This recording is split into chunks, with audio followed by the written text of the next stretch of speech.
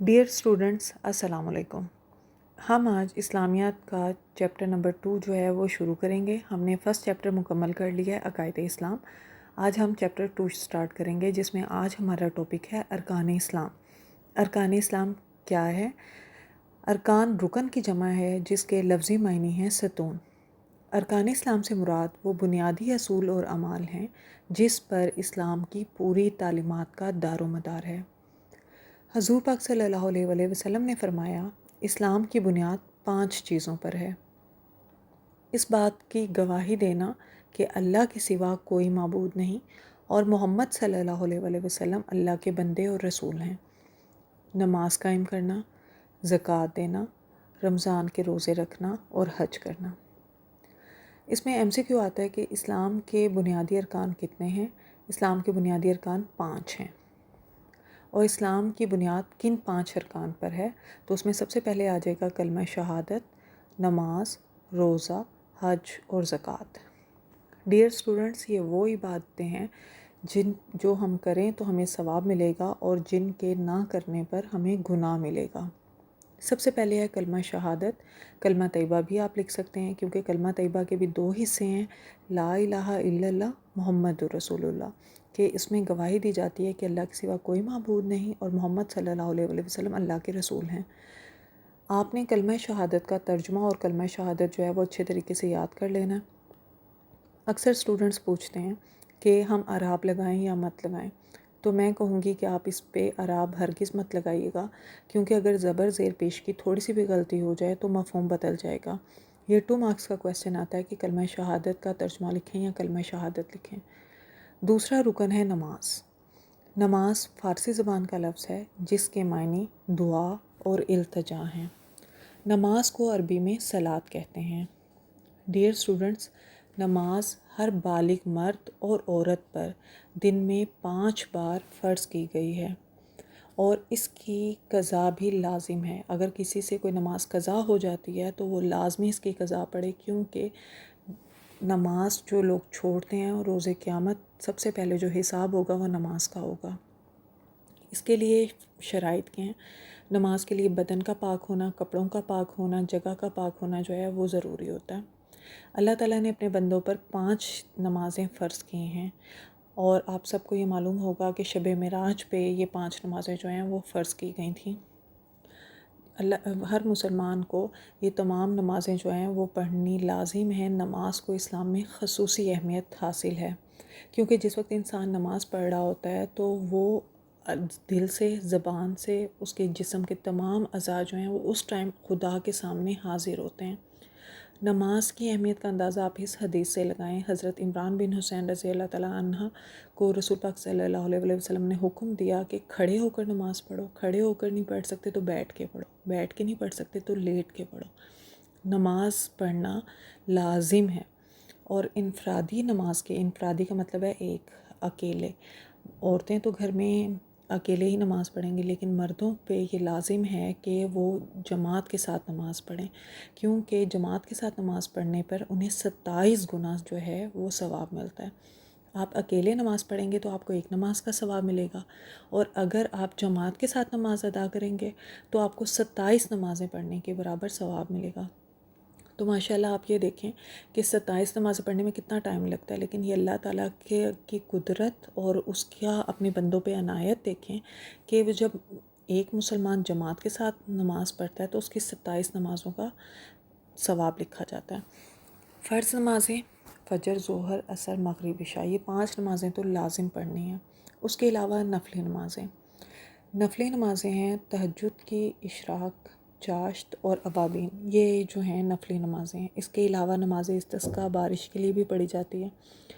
جو لوگ نماز پڑھتے ہیں وہ اللہ اور سے اپنا تعلق جو ہے وہ مضبوط کرتے ہیں، کیونکہ ڈیئر اسٹوڈنٹس، جب انسان نماز پڑھ رہا ہوتا ہے تو وہ خدا کے سامنے حاضر ہوتا ہے، وہ خدا کو بتا رہا ہوتا ہے، خدا سے باتیں کر رہا ہوتا ہے۔ جیسے ہم روٹین میں نماز پڑھ رہے ہوتے ہیں تو ہم غفلت سے پڑھ رہے ہوتے ہیں یا ہم بہت جلدی میں پڑھ رہے ہوتے ہیں۔ ہمیشہ نماز کے لیے اپنے ٹائم کو مخصوص کریں، کیونکہ وہ صرف آپ کا اور آپ کے رب کا ٹائم ہوتا ہے۔ اس کے بعد ہے نماز کے فوائد۔ سب سے پہلے ہے جسمانی پاکیزگی۔ یہ لانگ کویسچن بھی آتا ہے کہ نماز کے فوائد جو ہیں وہ بیان کریں۔ کہ جب جسمانی پاکیزگی کیسے ہے کہ نماز کے لیے شرط ہے وضو کی، اور جس وقت انسان وضو کرتا ہے تو وہ گناہوں سے پاک ہو رہا ہوتا ہے۔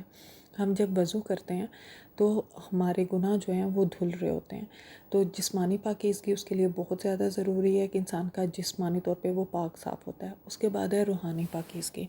جب کوئی انسان نماز قائم کر رہا ہوتا ہے، نماز پڑھ رہا ہوتا ہے، تو اس کا دل جو ہے، اس کا نفس جو ہے وہ پاک ہو رہا ہوتا ہے۔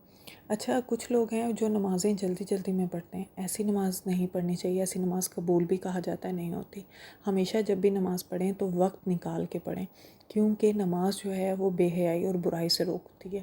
کن لوگوں کو روکتی ہے؟ جو لوگ بہت توجہ سے اور اللہ کے سامنے پیش ہو کے سمجھتے ہیں کہ وہ اللہ کے دربار میں بھی حاضر ہیں اور وہ اللہ تعالیٰ سے باتیں کر رہے ہیں، ان لوگوں کو بے حیائی اور بری باتوں سے روک دیا۔ اور ہمیشہ نماز پڑھنے کے بعد اپنی نماز کی حفاظت کریں کہ کوئی غلط چیز نہ دیکھیں، کوئی غلط بات مت کریں، کسی کی غیبت نہ کریں، کسی کی چغلی نہ کریں۔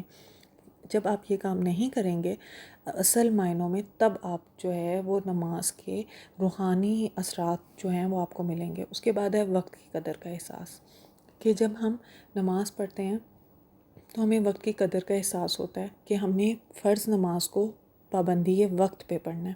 یہ تو نہیں ہو سکتا کہ ہم فجر کی نماز جو ہے وہ ظہر کے ٹائم پڑھ رہے ہوں اور ظہر کی جو ہے وہ عصر یا مغرب کے ٹائم پڑھ رہے ہوں۔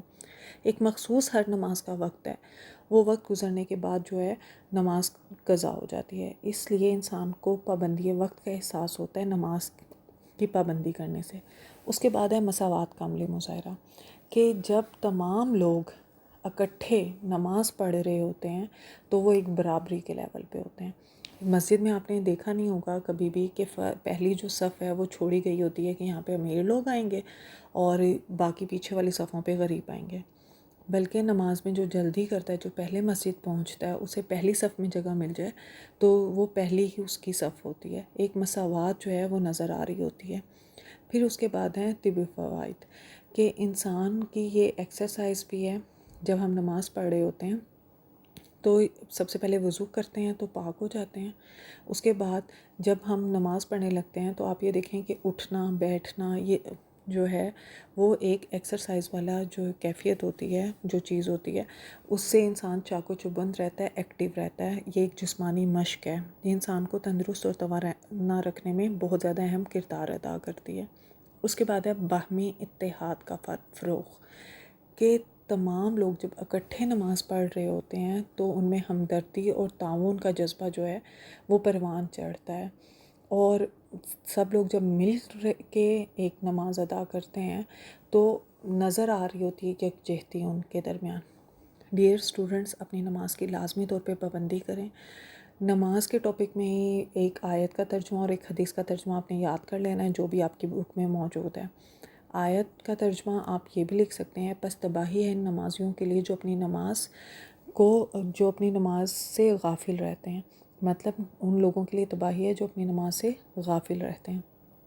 حدیث، اس میں آپ حضرت محمد صلی اللہ علیہ وسلم کی کوئی بھی حدیث لکھ سکتے ہیں کہ نماز میری آنکھوں کی ٹھنڈک ہے یا نماز دین کا ستون ہے، لیکن نماز کو ادا کریں اور اس طرح سے ادا کریں کہ رب جو ہے وہ آپ کو دیکھ رہا ہے، آپ اس کے حضور پیش ہیں۔ یہ لاسٹ میں دعا آپ کو بتا رہی ہوں، یہ لازمی طور پہ اسے اپنی زندگی کا حصہ بنا لیں۔ یا ربی لک الحمد کما ینبغی لجلال وجہک و عظیم سلطانی کا، اس کا ثواب کا اندازہ تو کیا ہی نہیں جا سکتا۔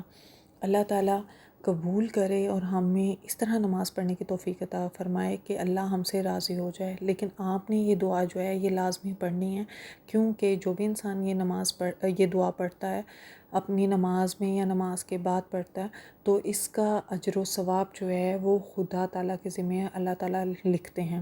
اللہ تعالیٰ ہمیں اس طرح سے نمازیں پڑھنے کی توفیق دے کہ ہمیں لگے کہ اللہ ہمارے سامنے ہے اور ہم اسے بتا رہے ہیں۔ نماز جو ہے وہ انسان کے دکھوں کو، غموں کو دور کرتی ہے، نماز انسان کے رزق کو کشادہ کرتی ہے، لیکن شرط یہی ہے کہ آپ نے جب بھی نماز پڑھنی ہے تو آپ نے یہ دیکھنا ہے، یہ تصور کرنا ہے کہ آپ خدا کی بارگاہ میں اس وقت پیش ہیں۔ وہ بادشاہ، وہ شہنشاہ ہمارے سامنے موجود ہے اور ہم اسے اپنی تمام باتیں بتا رہے ہیں۔ ڈیئر اسٹوڈنٹس، جب ہم مر جائیں گے نا تو دنیا میں ہمارے دوست، رشتہ دار ہر تمام لوگ یہاں پہ ہی رہ جائیں گے۔ جو چیز ہمارے ساتھ ہماری قبر میں جائے گی وہ ہمارے اعمال ہوں گے اور ہمارا اللہ سے تعلق ہوگا۔ آپ اللہ سے اپنے تعلق کو مضبوط کریں۔ آپ کا اللہ سے جتنا تعلق مضبوط ہوگا اتنے ہی زیادہ آپ کے لیے یہ فائدے کی باعث ہوگی بات۔ اس لیے اپنے رب کے ساتھ اپنے تعلق کو مضبوط کرے۔ اللہ تعالی ہم سب کو نیکی کی ہدایت دے اور ہم سب کو ایسا بنا دے کہ ہم اپنے رب کو پسند آ جائیں۔ آمین۔